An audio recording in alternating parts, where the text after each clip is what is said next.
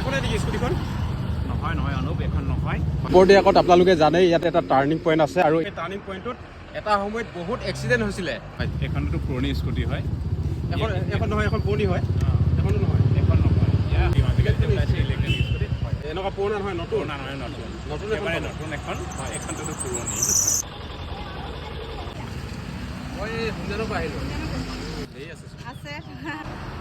ইমান মানুহ ৰৈ আছে যে আছোঁ বৰ্তমান বৰদিয়াকত। আৰু বৰদিয়াকত আপোনালোকে জানে ইয়াতে এটা টাৰ্ণিং পইণ্ট আছে আৰু এই টাৰ্ণিং পইণ্টটোত এটা সময়ত বহুত এক্সিডেণ্ট হৈছিলে। আৰু এই এক্সিডেণ্ট ৰোধ কৰিবৰ কাৰণে ইয়াতে ৰাইজে এক্সিডেণ্টসমূহৰ পৰা আৰু বাচিবৰ কাৰণে আচলতে এটা মন্দিৰ প্ৰতিষ্ঠা কৰি দিছিলে। আৰু এই মন্দিৰটো সাহায্য অৰ্থে এখন থিয়েটাৰ আনিছে। আৰু থিয়েটাৰখনো অসমৰ আগশাৰী থিয়েটাৰ, ইতিহাস থিয়েটাৰখন ইয়ালৈ আনিছে। অসমৰ জনপ্ৰিয় অভিনেতা যতীন বৰা ডাঙৰীয়া ইয়াতে অভিনয় কৰিছে। মই অকণমান জানিবৰ কাৰণে ককাইদেউ ওচৰলৈ আহিছোঁ। ককাইদেউ, আপোনালোকে থিয়েটাৰখন আনিছে, আমি গম পাইছোঁ যে এই যিটো বৰদিয়াকৰ টাৰ্ণিং পইণ্ট ইয়াতে বহুত এক্সিডেণ্ট হৈ থাকে। হয়। আৰু এইখিনি ৰোধ কৰিবৰ কাৰণে এই মন্দিৰটো প্ৰতিষ্ঠা হৈছিলে। আৰু এতিয়া আপোনালোকে অসমৰ এখন আগশাৰী থিয়েটাৰ, ইতিহাস থিয়েটাৰ এইবাৰ ইয়ালৈ লৈ আহিছে। আমাৰ অঞ্চলবাসীয়ে যথেষ্ট ভাল পাব থিয়েটাৰখন চাবলৈও। এইখন বিশেষকৈ নামনি অসমতে বেছিকৈ চলে। আৰু ইয়াত প্ৰথমবাৰৰ কাৰণে আহিছে বুলি ক'লেও আমি আচলতে জহাই পোৱা নহ'ব। হয়, নহয়নে? অকণমান আচলতে চোৱা অনুপ, মানে কি হৈ গ'ল, আমি প্ৰথমতে ক'ব লাগিব যে কি অলপ আগলৈ গুচি যাব লাগিব। আমি মানে প্ৰায় 16-17 বৰ্ষৰ পৰা আমি দেখা পাইছিলোঁ যে কি এই ইউ টাৰ্ণটোত ইমানেই সঘনে দুৰ্ঘটনা হৈছিল, যাৰ কাৰণে কি হ'ল বহুজনে পথচাৰী নিজৰ প্ৰাণ ত্যাগ কৰিবলৈ বাধ্য হৈ পৰিছিল। ইয়াৰ হয়তো বিভিন্ন আমি ইলেক্ট্ৰনিক মাধ্যমৰ জৰিয়তে আমি বিভিন্ন গোটেই অসমতে গম পাই আছে। সেই মহান উদ্দেশ্যটোকে মনত ৰাখি পেলাই আমাৰ গাঁৱৰ জ্যেষ্ঠসকলে লগ লাগি এটা মন্দিৰ বনোৱাৰ ইচ্ছা কৰিছিল।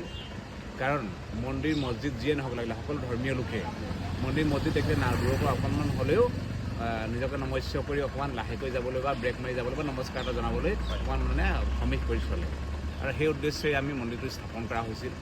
মন্দিৰটো স্থাপন কৰাৰ কাম সম্পূৰ্ণ হ'ল যদিও ইয়াৰে অলপ কাম এতিয়াও বাকী ৰৈ গ'ল। যেনে ধৰক চৰাঘৰ বনোৱা, নহ'লে কি হয়, মন্দিৰলৈ এজন যেতিয়া পূজা কৰিবলৈ এজন ভক্ত যেতিয়া আহে, তেতিয়া এজনে ভিতৰত সোমাই পূজা কৰি থাকে, আনজন যেতিয়া ৰৈ থাকে, এটা আমি চৰাঘৰ নিৰ্মাণ কৰি দিব নোৱাৰে। সেইটো তেওঁ বৰষুণৰ সময়ত বাহিৰত তিতিও দৌৰি থাকিব লগা হয়। আৰু সেই উদ্দেশ্যে আমি বৰঙণি আকৌ যোগাৰ কৰাৰ বাবে আলোচনা কৰিছিলোঁ। কিন্তু তাৰে প্ৰতি আমি মানুহৰ ঘৰে ঘৰে বৰঙণি বিচাৰি আমি মন্দিৰ বিভাগৰ নামত বিচাৰি পোৱাতকৈ আমি এখন থিয়েটাৰ আনি তাৰ পৰাই পুঁজি যোগাৰ কৰি আমি এই চৰাঘৰটো বনোৱাৰ বাবে নিৰ্মাণ কৰাৰ বাবে আমি উদ্দেশ্য আগত ৰাখি আমি এই থিয়েটাৰখনৰ লগত আমি যোগাযোগ কৰিছিলোঁ। আৰু সেইটো অহা 10 আৰু 11 আৰু 12 মাৰ্চত থিয়েটাৰখনে আমাৰ ইয়াত আৰম্ভ হ'ব। গতিকে তোমাৰ এই পেজটোৰ জৰিয়তে, তোমাৰ পেজটোৰ লগত জড়িত সকলো নাট্যপ্ৰেমী তথা মন্দিৰৰ প্ৰতি আগ্ৰহী ব্যক্তিসকলক আমি নিবেদন কৰিম যাতে তেওঁলোকে তোমাৰ ভিডিঅ'টো চাই গম পাই আহক। দুটা উদ্দেশ্য সফল কৰা হ'ব। এক হ'ল আগশাৰী ভ্ৰাম্যমাণ নাট্যগোষ্ঠীৰ আমাৰ অসমৰ একদম বিশেষভাৱে জনপ্ৰিয় অভিনেতা যতীন বৰাক এবাৰ সন্মুখৰ পৰা চোৱাৰ হেঁপাহ দূৰ কৰা, আৰু তাৰ জৰিয়তে আমাৰ মন্দিৰ ভাগ বাকী থকা কামখিনি নিৰ্মাণ কৰা আমাক অৰিহণা যোগোৱা। এয়া মোৰ হাতত এটা ডাটা টিকেট আছে আৰু এনেকুৱা টিকেট প্ৰায় 100টা চফা কৰিছে। আৰু এই 100টাৰ ভিতৰতে এখন ৰটাৰী খেল হ'ব। আৰু সেই ৰটাৰী খেলখনতে এখন স্কুটি, যিজনে পুৰস্কাৰ লাভ কৰিব তেখেতে পাব এখন স্কুটি। এই যদিহে আপোনালোকে ইতিহাস থিয়েটাৰখন চাবলৈ যদি আপোনালোকে এইটো ডাটা টিকেটটো লয়, তেতিয়াহ'লে হয়তো আপোনাৰ কপালত স্কুটিখনো পাব পাৰে। ককাইদেউক অকণমান জানিবৰ কাৰণে চেষ্টা কৰিম। ককাইদেউ, ধন্যবাদ অনুপমান, তোমালৈ অশেষ ধন্যবাদ জ্ঞাপন কৰিছোঁ। যিহেতু আমি বৰদিয়া শিৱ মন্দিৰ আমাৰ নিৰ্মাণৰ অৰ্থে যি আমি ইতিহাস থিয়েটাৰ আমাৰ ইয়াত অনা হৈছে, তাৰ বাবে আমি বিশেষকৈ 100জন আমি ডাটা বিচাৰিছোঁ। আমি 100জন ডাটা টিকেটৰ ব্যৱস্থা কৰিছোঁ। আৰু সেই 100জন ডাটা টিকেট যোনে গ্ৰহণ কৰিব তেখেতলোকে আমাৰ বৰদিয়া শিৱ মন্দিৰ নিৰ্মাণৰ অৰ্থে তেখেতলোকে কিঞ্চিত অৰিহণাও আগবঢ়োৱা হ'ব।